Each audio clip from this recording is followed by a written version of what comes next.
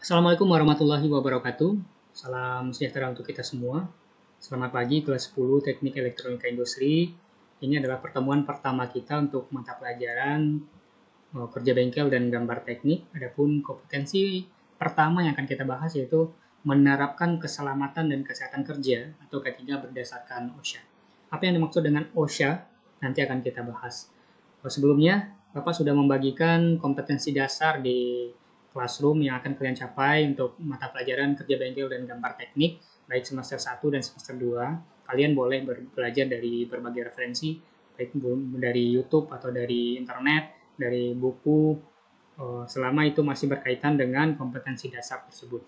Baiklah, kita langsung saja. Adapun indikator yang akan dicapai untuk kompetensi dasar yang pertama ini itu mampu menjelaskan pengertian kesehatan kerja. Kemudian yang kedua, kalian mampu menjelaskan pengertian keselamatan kerja. Jadi kesehatan dan keselamatan kerja itu berbeda ya. Terus kemudian yang ketiga, menjelaskan pengertian tempat kerja.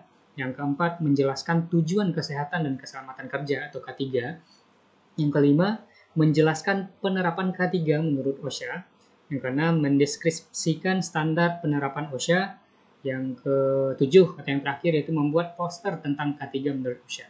Jadi selama kalian belajar pengetahuan, nanti di akhir untuk bagian keterampilan kalian dipandu untuk membuat sebuah poster tentang penerapan K3 di bengkel tentunya. Yang pertama kita masuk dulu ke pengertian kesehatan kerja. Apa sih yang dimaksud dengan kesehatan kerja? Nah, kesehatan kerja ini diartikan sebagai suatu upaya untuk menjaga kesehatan pekerja dan mencegah pencemaran di sekitar tempat kerja. Jadi kesehatan kerja ini lebih lebih berpengaruh kepada si pekerja itu sendiri. Jadi bagaimana menerapkan suatu tempat kerja yang sehat, ya, baik di dalam maupun di luar. Kemudian yang kedua, pengertian keselamatan kerja. Nah, keselamatan kerja ini adalah suatu upaya agar pekerja selamat di tempat kerjanya sehingga terhindar dari kecelakaan. Jadi, keselamatan kerja ini adalah alat-alat pendukung yang digunakan selama pekerja berada di area kerja. Nah, contohnya seperti ini nih, yang kita lihat di sini ada baju safety, kemudian ada helm untuk pengaman kepala, kemudian kacamata sebagai pelindung mata, earphone untuk pelindung telinga, sarung tangan, kemudian sepatu safety. Dan ini adalah berbagai contoh alat yang digunakan di bengkel untuk melindungi pekerja saat bekerja di area bengkel. Jadi sudah paham ya sejauh ini tentang perbedaan antara kesehatan kerja dan keselamatan kerja. Kemudian apa yang akan terjadi jika tidak ada penerapan kesehatan dan keselamatan kerja? Nah, kira-kira apa yang akan terjadi? Nah, jika tidak ada penerapan kesehatan dan keselamatan kerja, maka yang akan terjadi adalah seperti gambar ini nih, kalian lihat. Jika seorang pekerja tidak bekerja sesuai dengan standar profesional di sebuah perusahaan yang telah ditentukan, maka akan cenderung menyebabkan kecelakaan kepada si pekerja itu sendiri. Nah, kecelakaan kerja adalah tiap kejadian yang tidak direncanakan dan tidak terkontrol yang dapat disebabkan oleh manusia, situasi, faktor, lingkungan, ataupun kombinasi dari hal-hal tersebut yang dapat mengganggu proses kerja dan dapat menimbulkan cedera ataupun tidak diinginkan lainnya. Nah, jadi selain menimbulkan kerugian pada si pekerja itu sendiri, tidak menerapkan kesehatan dan keselamatan kerja ini juga dapat mengganggu proses kerja. Oke, kita lanjut. Pengertian tempat kerja. Nah, tempat kerja ini tentunya adalah sebuah area atau wahana yang digunakan untuk bekerja, yang digunakan untuk pekerja dalam melaksanakan pekerjaannya. Nah, dari pengertian atau definisi tempat kerja dalam K3 secara umum bisa ditemukan di Undang-Undang Nomor 1 Tahun 1970 tentang keselamatan kerja serta standar OSHA atau OSHA yang tadi Bapak sebutkan. Ini semuanya terangkum di sini ya. Nah, jadi menurut rangkumannya itu yang dimaksud dengan tempat kerja adalah lokasi manapun yang berkaitan dengan aktivitas kerja di bawah kendali organisasi atau perusahaan ya. Jadi tempat kerja ini adalah area yang digunakan oleh pekerja pada saat melaksanakan pekerjaannya sehari-hari. Kemudian selanjutnya, apa sih tujuan kesehatan dan keselamatan kerja atau yang disingkat dengan ketiga. Ya. Yang pertama itu mampu mencegah terjadinya kecelakaan kerja di bengkel. Tadi sudah kita bahas ya, bagaimana seorang pekerja yang tidak menerapkan standar operasional di sebuah area yang sudah ditentukan oleh perusahaan sehingga menyebabkan kerugian pada dirinya sendiri. Kemudian mencegah timbulnya penyakit akibat kerja. Kemudian mencegah atau mengurangi kematian. Kemudian mencegah atau mengurangi cacat tetap. Nah, jadi mencegah atau mengurangi cacat tetap ini maksudnya ada seorang pekerja mungkin yang bekerja di sebuah mesin yang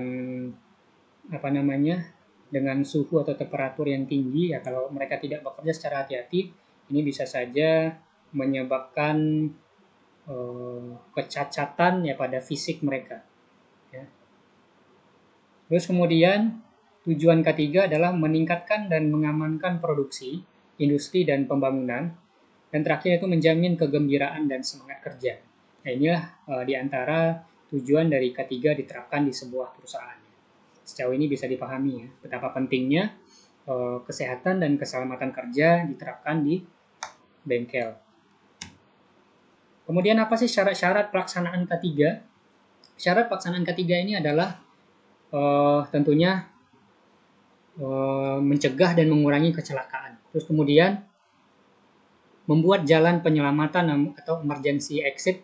Nah, di bengkel kita juga sudah punya garis line ya, garis panduan di area mana pekerja bisa berjalan kaki atau berjalan di zona aman. Terus kemudian di area mana pekerja bisa bekerja mengerjakan pekerjaannya sehari-hari.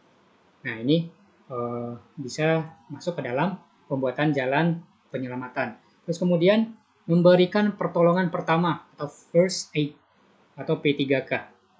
Nah, jadi first aid atau P3K ini seharusnya kotak P3K ini ditempatkan di area yang gampang dijangkau dan tidak tersembunyi, di mana areanya itu diketahui oleh seluruh pekerja, sehingga pada saat terjadinya kecelakaan kerja mereka bisa langsung mengakses first aid atau P3K tersebut. Kemudian memberi peralatan pelindung pada pekerja dan alat kerja. Kemudian mempertimbangkan faktor-faktor kenyamanan kerja, mencegah dan mengendalikan timbulnya penyakit fisik dan psikis. Kemudian yang terakhir itu memelihara ketertiban dan kebersihan kerja. Nah, ini adalah syarat-syarat pelaksanaan K3 di sebuah perusahaan atau organisasi. Nah, bagaimana sih cara melakukan tindakan preventif? Nah, cara melakukan tindakan preventif, yang pertama sudah Bapak bilang ya, setiap pekerjaan harus dilakukan secara benar sesuai standar operational prosedur atau SOP. Di sebuah perusahaan tentunya, pasti di sebuah perusahaan yang terdiri dari berbagai macam seksi, tentunya masing-masing seksi akan mempunyai SOP-nya masing-masing dalam bekerja. Ya. Dan bisa saja SOP-nya itu berbeda-beda antara masing-masing seksi.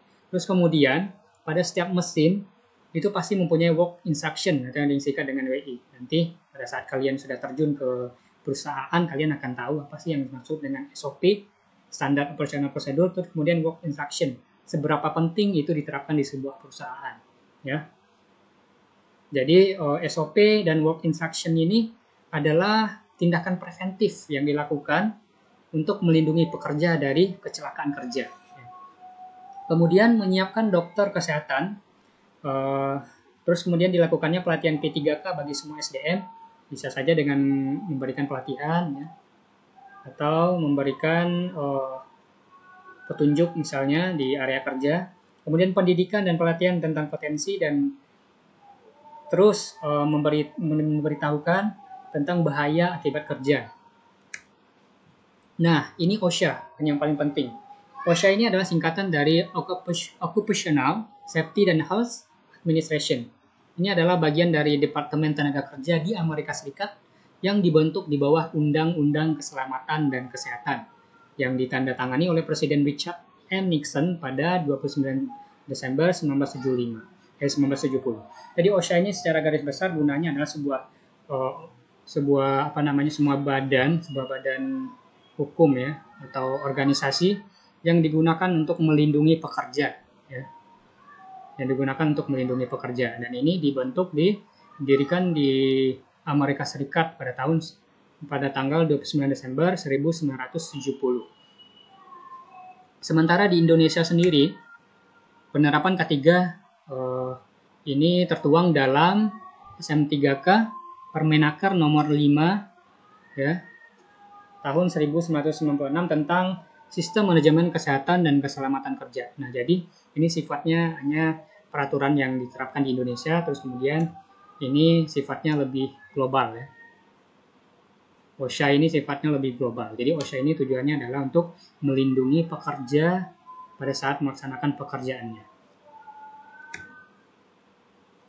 Nah, dalam SM3K Permenaker ini tahun 1996 nomor 05 tentang Sistem Manajemen Kesehatan dan Keselamatan Kerja atau SM3K, yaitu meningkatkan kondisi kesehatan kerja, kemudian yang kedua mencegah terjadinya potensi kecelakaan. Jadi bagaimana standar penerapan K3 menurut OSHA?